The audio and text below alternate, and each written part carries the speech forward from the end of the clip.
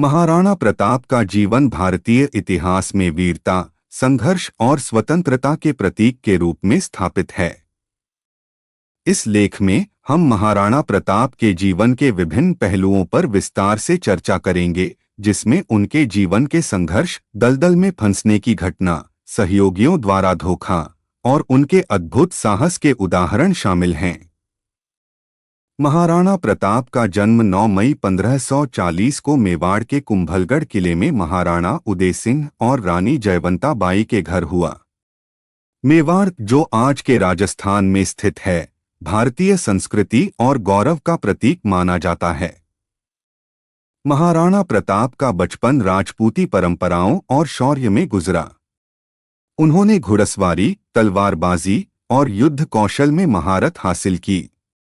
उनकी शिक्षा और संस्कारों ने उन्हें एक जिम्मेदार और साहसी नेता बनाया।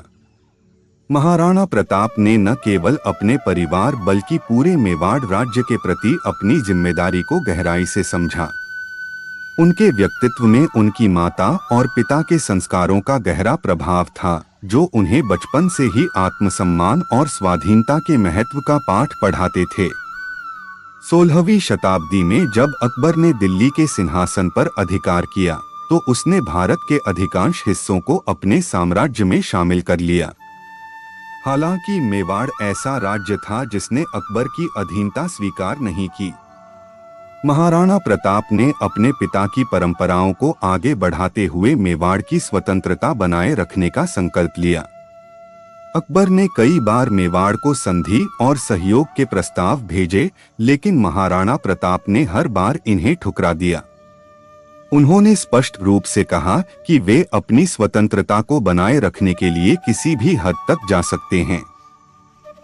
उनका कहना था कि स्वतंत्रता ही मेरी असली विरासत है। हल्दी घाटी का युद्ध भारतीय इतिहास में सबसे चर्चित और निर्णायक युद्धों में से एक है। 18 जून 1576 को महाराणा प्रताप और अकबर की सेना के बीच यह युद्ध लड़ा गया। अकबर की सेना का नेतृत्व उसके प्रमुख सेनापति राजा मान सिंह ने किया, जबकि महाराणा प्रताप ने स्वयं अपनी सेना का नेतृत्व किया। यह युद्ध केवल सामरिक लड़ाई नहीं था, यह स्वतंत्रता और अधीनता के बीच का संघर्ष था। महाराणा प्रताप की सेना संख्या में कम थी और संसाधनों की कमी थी, लेकिन उनके सैनिकों का साहस और महाराणा की नेतृत्व क्षमता अद्वितीय थी। हल्दी घाटी का युद्ध रक्तपातपूर्ण था। महाराणा प्रताप ने अपनी अद्भुत वीरता का प्रदर्शन किया, लेकिन उनके पास संसाधनों की कमी थी। उनकी सेना को पीछे हटना पड़ा। हालांकि यह युद्ध मेवाड़ की स्वतंत्रता के प्रति महाराणा प्रताप की प्रतिबद्धता का प्रतीक बन गया। हल्दी घाटी युद्ध के बाद महाराणा प्रताप के सामने सबसे बड़ी चुनौती अपनी जान बचाकर मुगल सेना से बच निकलना थी। अपनी सेना के बचे हुए साथियों और अपने प्रिय घोड़े चेतक के साथ महाराणा प्रताप ने अरावली की पहाड़ियों की ओर रुख किया। चेतक, जो महाराणा प्रताप का प्रिय और वफादार घोड़ा था, युद्ध में घायल हो गया था। उसने अपने स्वामी को मुगलों से बचाने के लिए अपनी पूरी ताकत लगाई। एक समय ऐसा आया जब चेतक दलदल कीचड़ में फंस गया। महाराणा प्रताप की जान बचाने के लिए चेतक ने अपनी आखिरी सांस तक संघर्ष किया।